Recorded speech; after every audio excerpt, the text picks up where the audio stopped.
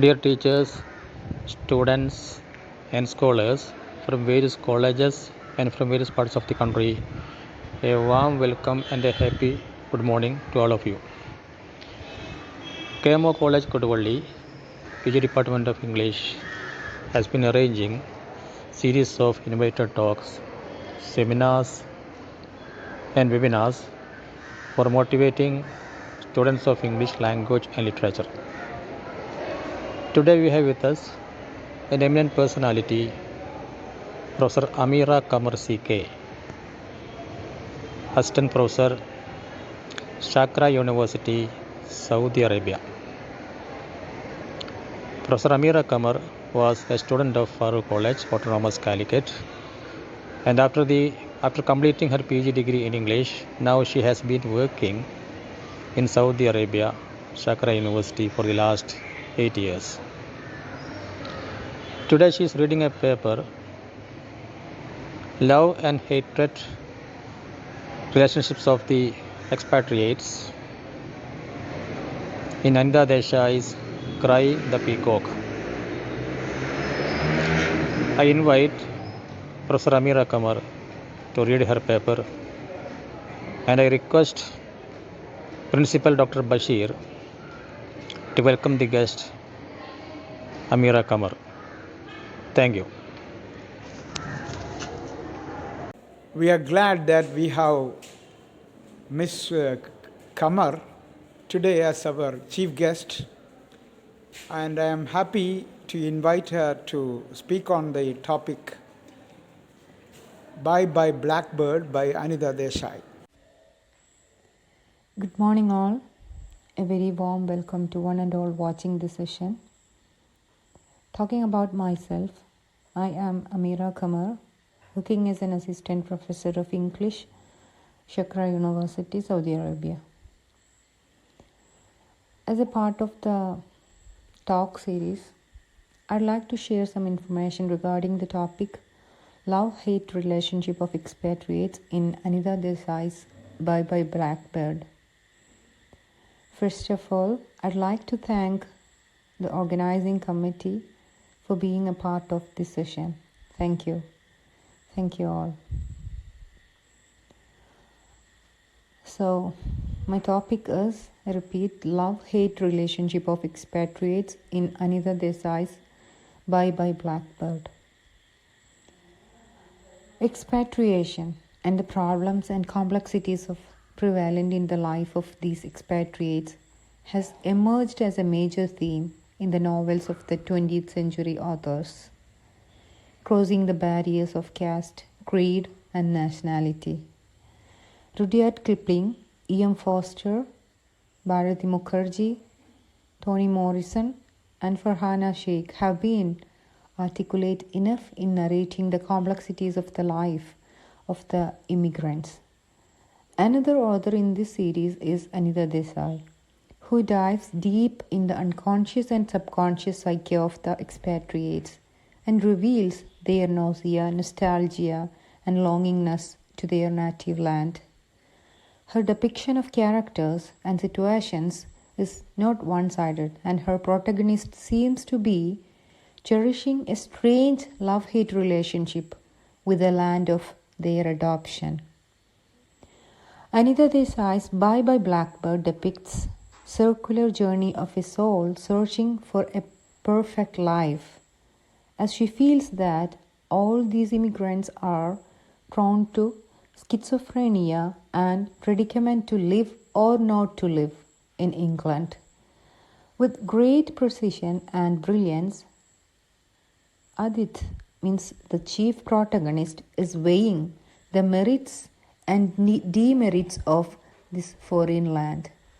But at the close of the novel, he comes up with a conclusion when his English self was receiving and fading and dying, that to achieve their real self and to have a real life, he must go to India, his native place.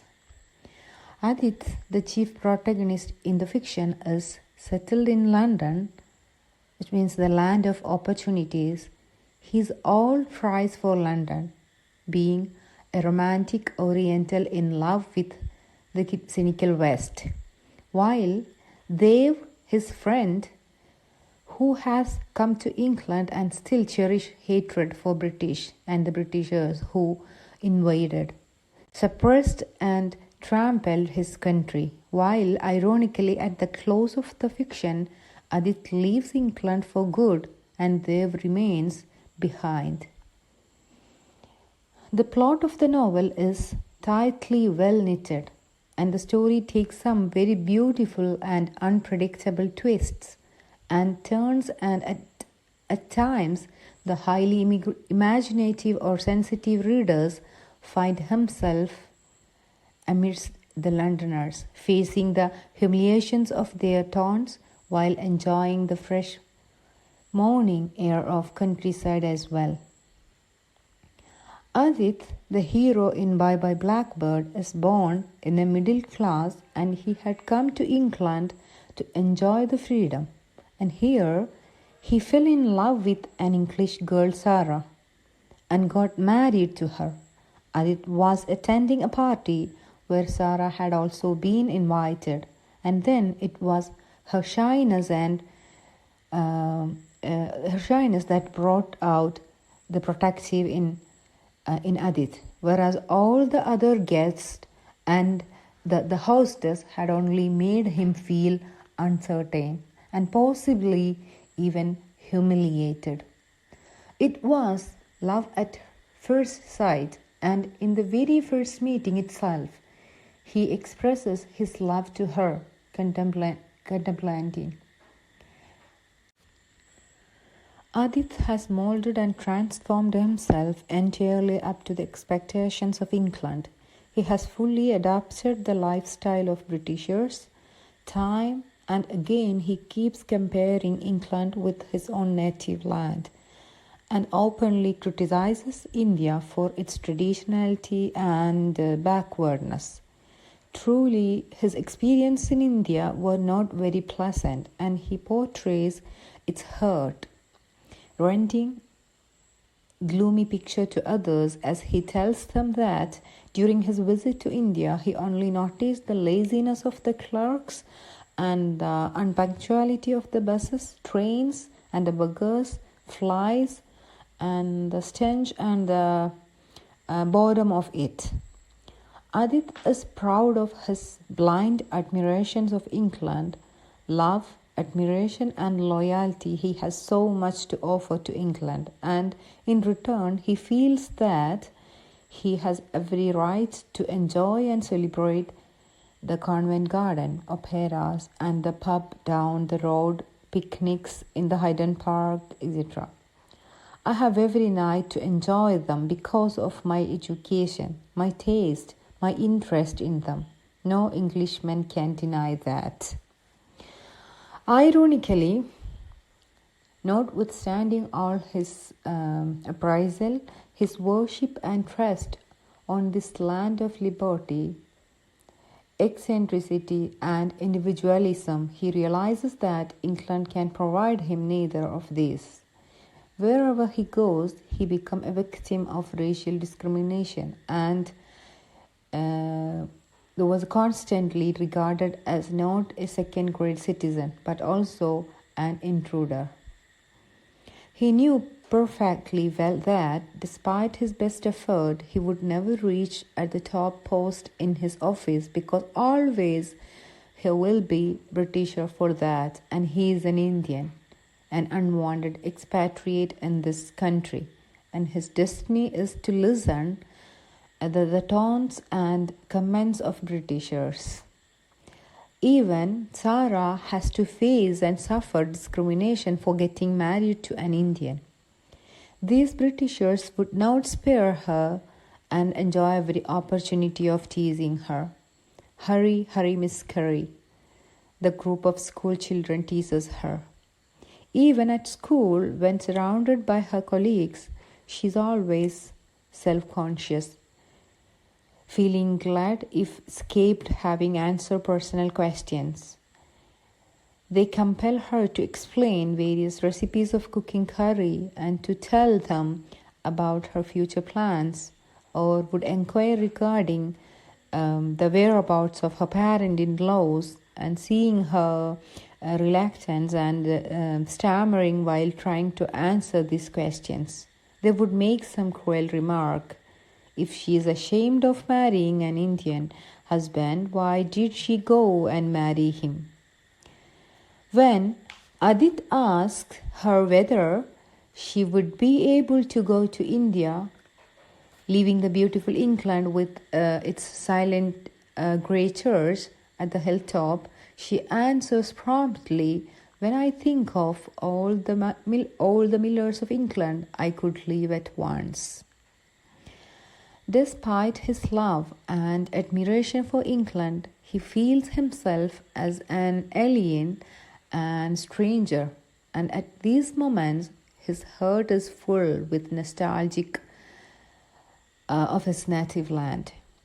He longs for his home and all the things associated with it. On Christmas Eve, he would tell Sarah to cook carrot halwa for him, as it reminds him of being at home.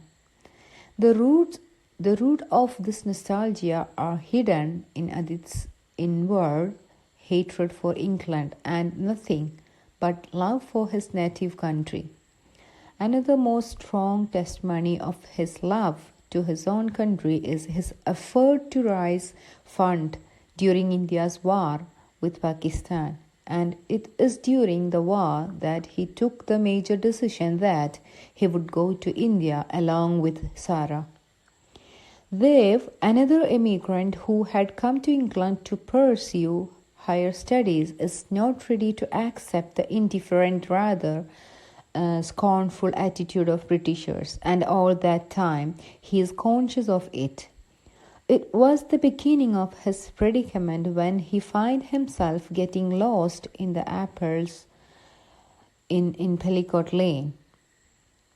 And at the close of the fiction, one finds him completely bewitched and succumbed to the charms and the future perspective of his life in England, when instead of quitting the job and going back to India with Adit, he would stay in England and join the tourist bureau in which Adit was working previously. Instead of realizing that he soon will have to undergo all the insults, pain, and the mental torture Adit was facing, he felt accusate relief of the unemployed at last employed. With his joining in the new job, chances of his return to India have been diminished.